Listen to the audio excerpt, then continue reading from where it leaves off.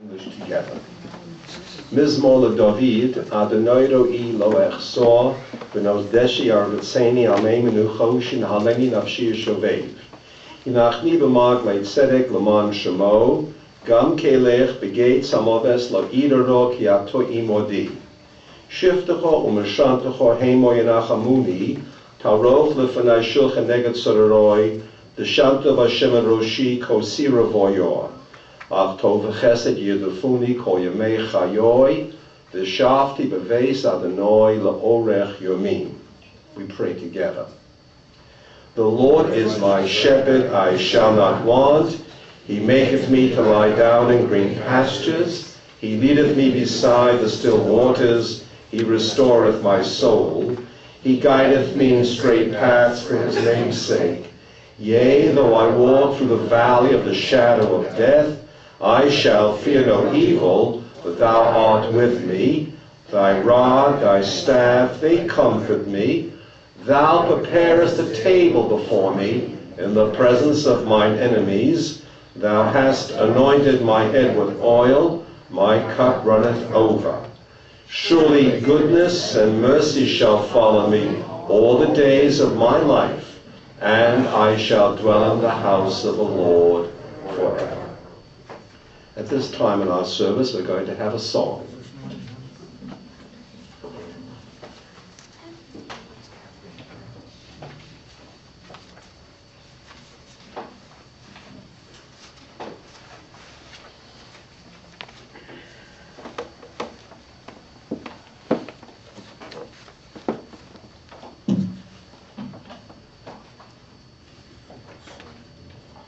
Vitzur ekivli beit zoro meyunisi umosnosli menosausi beyom ekro Beyodo akivruchi Beis isham beuro Veimruchi geviosli Adonai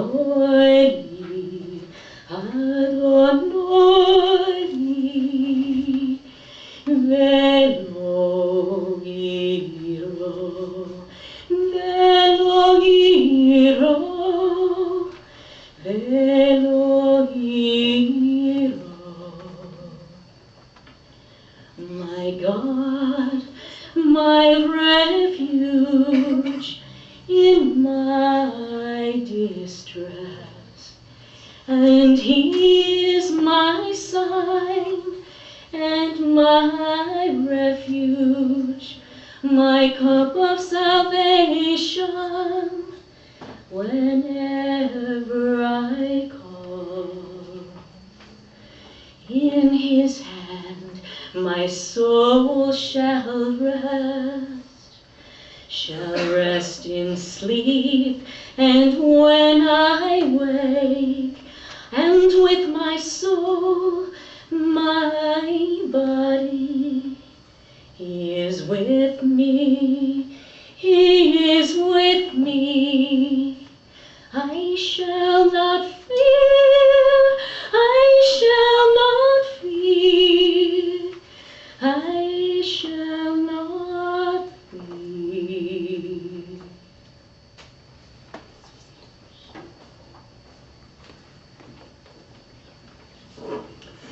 I'm now going to read for you some verses in the book of Ecclesiastes. We're told these words were written by King Solomon, and often, as you remember from Sunday school, he was referred to as the wise King Solomon, wise. And these words really are evidence of his wisdom, because in a very brief little succinct passage, he summarizes the essence of life is what it is. This is what he wrote.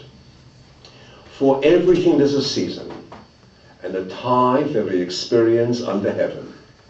A time to be born and a time to die. A time to plant and a time to uproot what is planted. A time to tear down and a time to build up. A time to weep and a time to laugh. A time to grieve and a time to dance. A time to throw stones and a time to gather stones. A time to embrace and a time to refrain from embracing. A time to seek, a time to lose.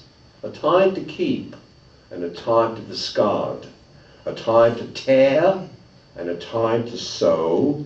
A time to keep silence and a time to speak. So now we're going to have some opportunities for thoughts to be shared with us. First Jane, and then we're going to ask afterwards, I'll ask anyone else who wants to share a thought.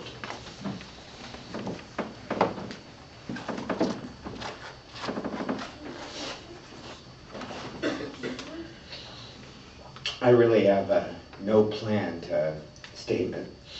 I just wanted to freeform and talk about some of the things that were important to me about my mom and my family.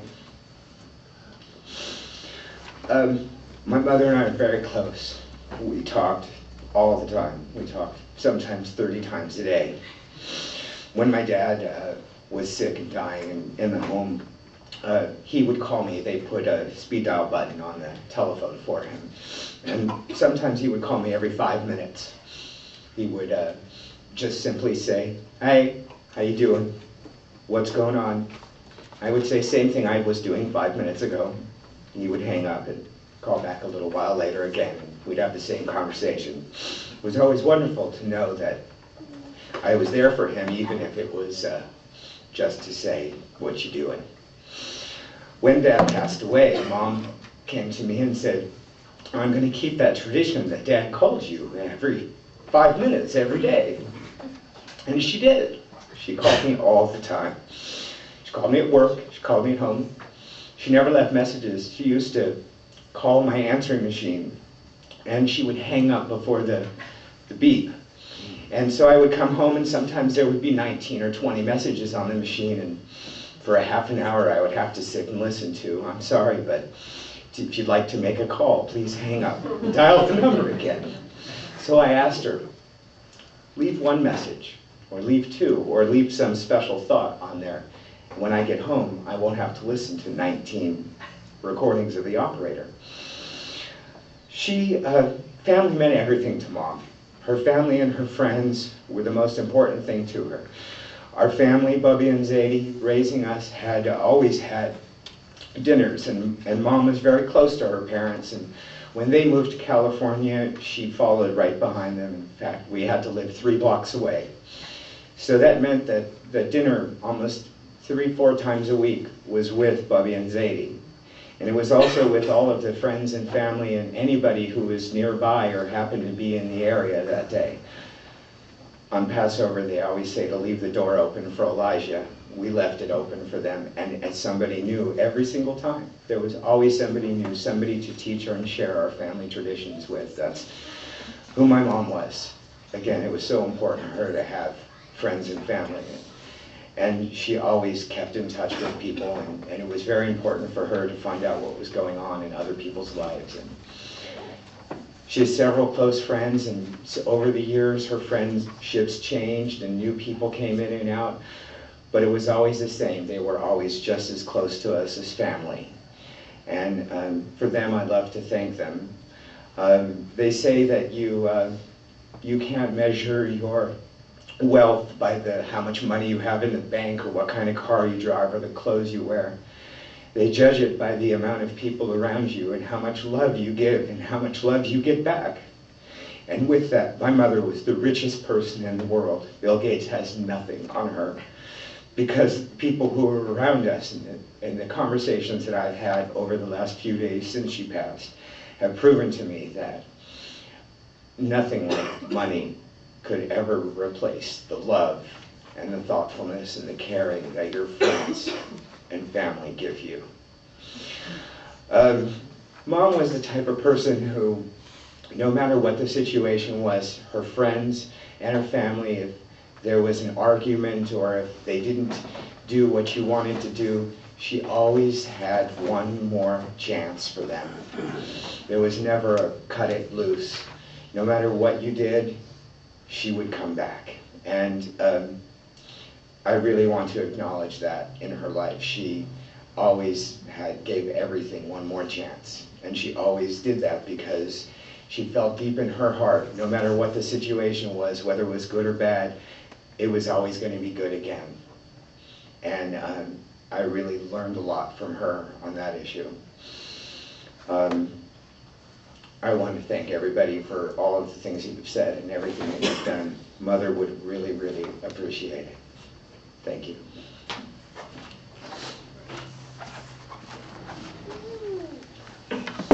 At this time now, I would invite anyone else who wishes to come forth and speak. This is your opportunity to do so.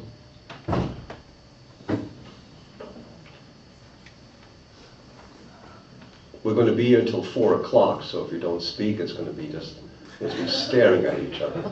Just 4 hours or something like that. Anyone else want to speak? There you are. See? Okay. Thank you. Good.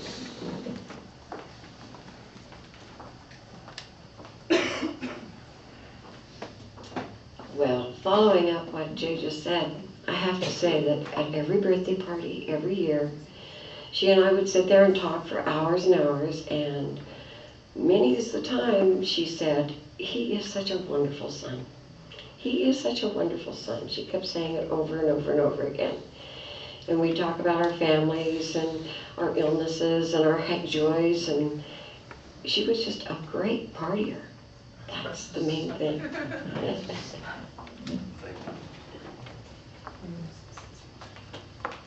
Thank you. Anyone else who wishes to speak? Please, you could say anything you want. Jay? Thank you. Does anyone else want to say anything?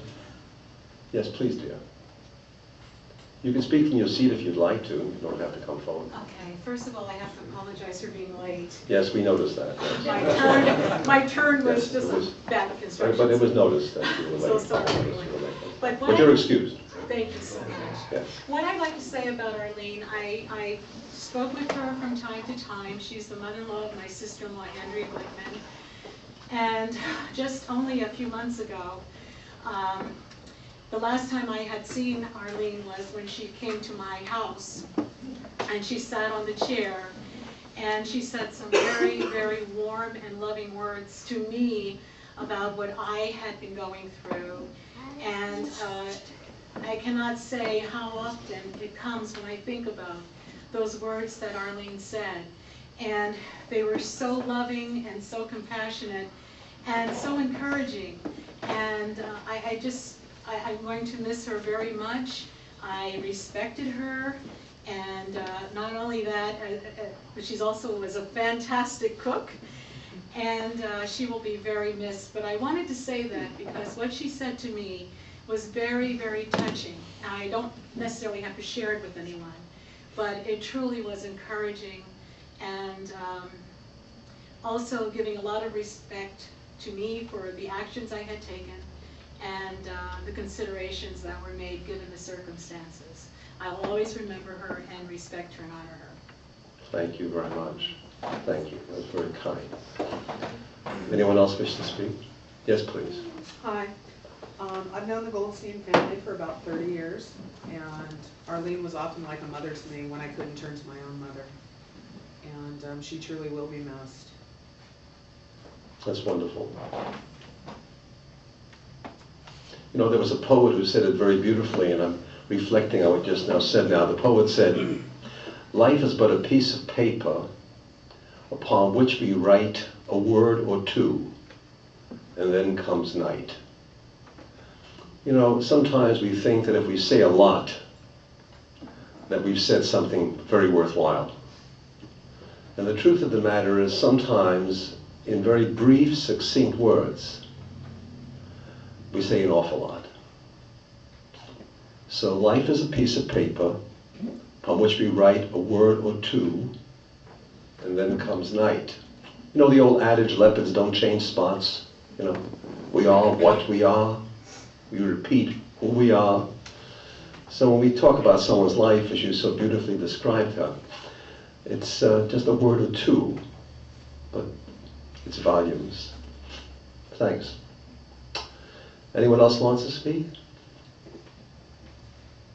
See, Jay was concerned I was going to crowd everybody else out and I was going to speak for the next 3 hours. So he's giving you all a chance. That's why he's so concerned that you speak. He doesn't want to hear me for the next 3 hours. But there are those who would like to hear me, Jay, yes. In the last row, you want to hear me say for 3 hours? No? Okay. You don't want to? No, you said? Okay. What do you want to say? Go ahead.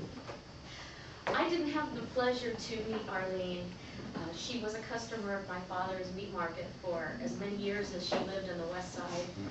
However, the point I wanted to make is she must have left quite a legacy behind, because I know Jay, and Jay has so many incredible, tremendous qualities, and as close as she was to her son, so many of those beautiful qualities are so evident in her son, in his generosity, and his unending giving, and in his wanting to include, and his joy of life. So even though I didn't have the chance to know Arlyne, I feel as if I have met Arlyne through her son, because he's made quite an impression on us. Mm-hmm. I'm sorry, Catherine, that you don't know Alan, because he'd make a very big impression upon you too. Yes, so I'm sorry that you don't have that opportunity, but I would hope that at a future point you would get to know Alan, and he'll make as equally a large impression as Jay made upon all of us, and so is Alan as well. Alan, how did I say that? Pretty good? Pretty good. Okay, thanks. He paid me to say that. Yes, sir. I'd like to thank you for mentioning that, because she had 2 wonderful children. You bet. You bet. And You bet. they carry on all of her teachings. You bet. So I'm sure that she'll be remembered. Right. Thank you. Thank you for validating that too. Thank you. Anyone else want to say anything? Okay, go ahead, dear. You want to stand up here?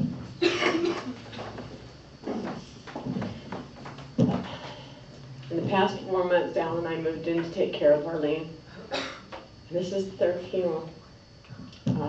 We buried my grandmother, I buried my oldest brother, and Arlyne was through that with me. And she always remembered, just said, family's there and they'll stay with you. It wasn't easy taking care of her and watching her go through the pain and fighting, you know, because when you're so sick, you're angry and stuff, and we would fight. And an hour later, we would hug and cry and say, we're sorry to each other. The last night, sitting in the house preparing for this, I started going through her cookbooks and remembering that she always said, just keep practicing with my cookbooks and you can carry on our family's recipes. Arlyne was my mom away from my mom. And she loved me so much. And I didn't know how much she did love me until last year when I got very sick. And I'm going to miss her so much, but the day before she died, when she was in the hospital, I went to see her. She was moaning, you know, because she was in pain, and then I held her hand, and I go, you're cold, and she goes, no, I'm not, I'm okay, I'm going to be going home. And I said, and she looked at me and she goes, thank you so much for taking care of me and doing what you did for me. And I said, you don't have to thank me, that's what family does. And I'm going to miss her very much. And she was the best person in the world.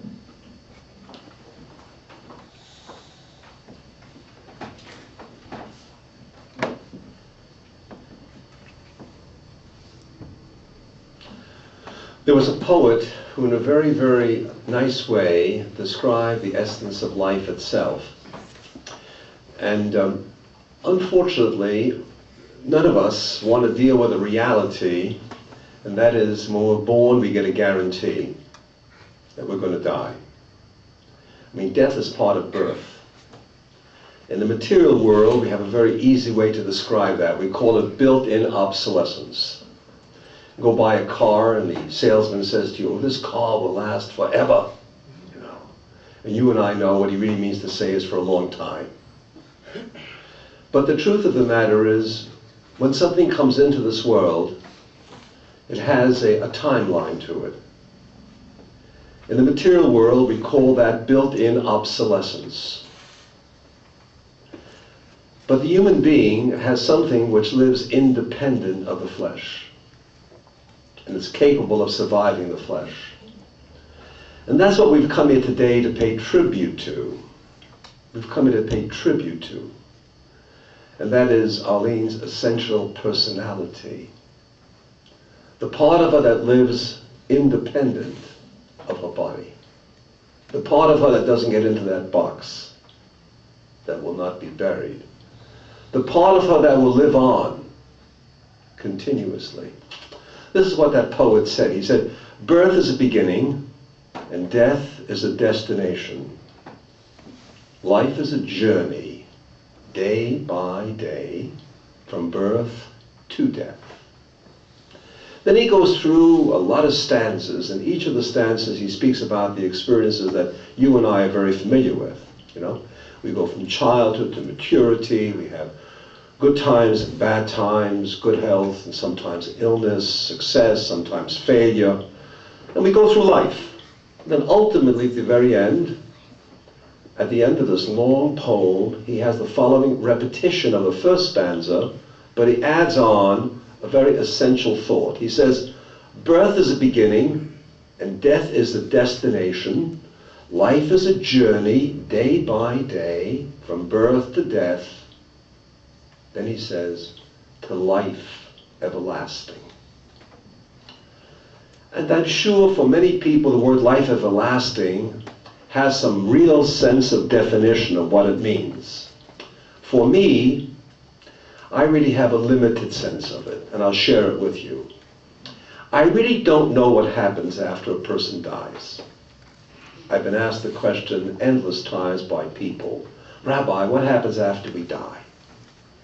I can't say what happens to the body. I know it's placed in the ground, in a crypt, or whatever we dispose of in terms of the capsule. That's all the body is a capsule. But there's a part of the human being that I do know what happens to it. And that is what that last verse said in that last paragraph. We go from birth to death to life everlasting. Life everlasting is not a mysterious thing. It's not beyond comprehension. For me, it's very explainable. It's what's happening in this room on this very day, at this very moment. Life everlasting is what we take from this service of Arlyne's life. The memories, the thoughts, the inspiration, the sense of motivation, the sense of quality of a good woman who had a caring ingredient for her beloved husband who preceded her a few years ago to his life everlasting, and for her children, and for her family, her brother, family, friends. People who are part of the tapestry of her life. Those pieces about Arlyne just don't die. Another poet said it very beautifully. He said, as long as we live, she too will live. She is now a part of us, as we always remember her. So life everlasting is not some place out there, up there, some mystery. Life everlasting for me is right here on earth. It's what's happening at this very moment. As that poet said, as long as you live, she too will live. She is now a part of you, as you will always remember her. So Arlyne will always be remembered as the good cook, the good friend, the good mother, the good human being. We have a wonderful word that describes all of this collectively. The word is a Yiddish word. I'll translate it. We say, Arlyne was a mensch. And that word is so hard to define because the word mensch literally means a person. Of course she was a person. We're all people. But the word mensch means something quite special. It means all the ingredients that I described in Arlyne's life were part of her life. And you put them all together, and you watch her actions and her behavior and her sensitivities and her value systems and all the things you've all said collectively, and you come up with a mensch, a decent, caring, sensitive human being. In our tradition, we have a very interesting statement we make when we hear of a person's death. We say, Adonai nosan, Adonai lo kach, Yehi shem Adonai mavoroch, which means God gives and God takes away. Blessed and praised be the name of God. Well, we thank God for the 70 pages in her book. We thank God for the blessings of her life. We thank God for the blessing of memory. And God takes away. Whoever's born ultimately dies. But we bless God for the life she lived and for the memories that remain behind. That's why we say God gives and God takes. Blessed and praised be the name of God. As long as you live, Arlyne will also live, because she's now a part of you, as you will always remember her. Won't you please rise? El mole rachamim shochein bamromim hamtzei menucho nechono tachas kanfe shechino b'malos kadoshim u'tehodim kazurakim mazirim es nishmas Arlyne Carol Goldstein, who has departed from this world. Lord of mercy, take her under the cover of thy wings. Let her soul be bound up in the bond of everlasting life. Be thou her possession. May her repose always be in peace. Amen. Won't you please be seated?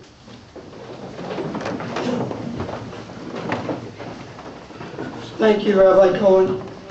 Loving family, dear and devoted friends, religious services for Arlyne Carol Goldstein are being officiated by Rabbi Bernard Cohen and will continue and conclude in the Canaan section of this memorial park.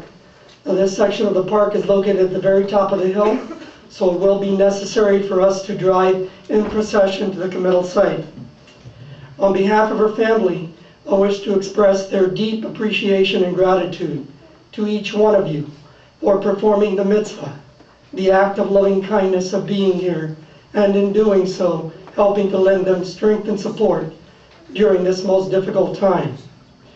Upon conclusion of our committal service, you're invited to join the family, the home of Jay Goldstein. The address is 3036 Glendon Avenue in Los Angeles. Please join the family there to honor and celebrate Mrs. Goldstein's life. Now, for those of you who received the memorial booklet, inside that booklet that was provided by the family, there are directions to the residence. The family has spoken to those individuals that they wish to ask to be casket bearers. Family spoke to you privately and asked you to perform this duty for us. So I ask that when we arrive at the committal site, not here in the chapel, those of you who are asked to be casket bearers, please join me at the rear of the funeral coach, and I'll meet you there to give you further instructions. The request of the family, as you are being dismissed, the casket will be open. So those of you who wish to walk forward and pay your final respects to Mrs. Goldstein are certainly invited to do so. You'll be dismissed row by row. You'll be invited to walk forward and file by the casket if you wish to do so. And again, on behalf of this family, thank you for the love and kindness you've shown them today. Just an addendum to the wonderful comments. If anyone doesn't care to come forward to the casket, you may leave through the side door. You don't have to come forward to the casket. Okay? The family Sir, can be here. camera. Is everybody telling you what's this? This way, over here.